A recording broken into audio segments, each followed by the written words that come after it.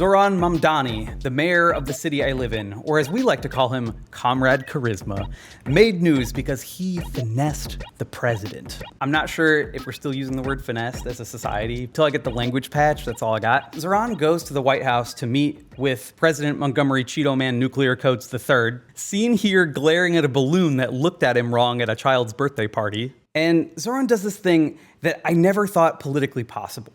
Look at this man mean mugging the shit out of this camera while the other guy is smiling like someone just said that there were going to be strippers at shuffleboard during afternoon activity time. Zohran would like to free a Columbia student that was detained by the funny men in masks. And Cheetosis Vlad Tepes Grotescu would like to make people think that he's a great man. But what does Charmin Karl Marx offer here? How about the opportunity to invest billions of dollars into city infrastructure and public housing? All that Zohran has here is a newspaper. His team made this newspaper. He shows the president a fake newspaper that they cobbled together in Photoshop. This is what it would look like if the president wanted to commit to a housing project. So if you're keeping track, Zohran gets tens of billions of dollars in financial aid, and also he gets prisoner freed. In truth, Das Mayoral Capital is not offering the president nothing. He's offering a real substantive thing.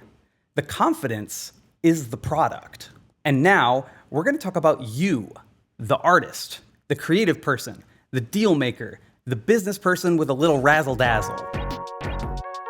You've maybe heard people say, fake it till you make it.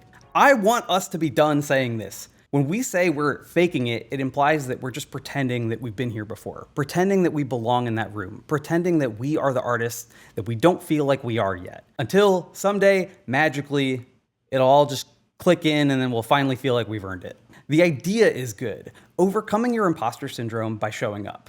But I want to take it further. How you present yourself to other people is an intentional choice. You show up, and how you show up is an experience. Humans are a social species. The confidence is the product. There's the thing you make, and then there's you. If you act worthy, other people will assume you are worthy. If you act confident, people will want to go where you're going. How you feel about your art and your self-esteem and your appraisal of your own skills are not a thing to other people. Those are completely invisible. Those are internal. Those are immaterial. And they don't have to be worn on your sleeve. And even if you don't like something about your work or have misgivings about your services, it doesn't mean that you can't show up confidently. I'm worried that this still sounds dishonest. What's the difference between this and faking it?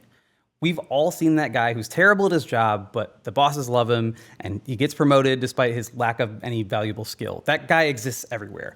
That's a different thing. This is a professional ethos of representing your damn self. So what if I told you there are people whose job it is to represent art and they don't make any of that art? In the ad agency world, there's what we call account people. Account people literally just do client relations. It's their job to be confident and present a good experience to their clients. That's it. This isn't even a sales thing. That's a whole other paradigm. They're not the ones making the ideas, contacting production, coordinating, or making the ads in any way.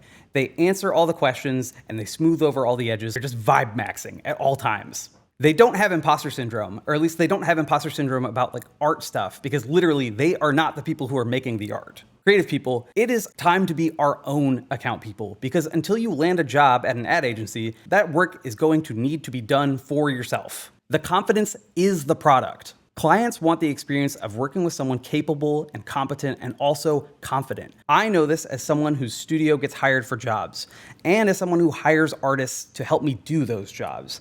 I want to work with people who are like, yes, absolutely, let's get it done.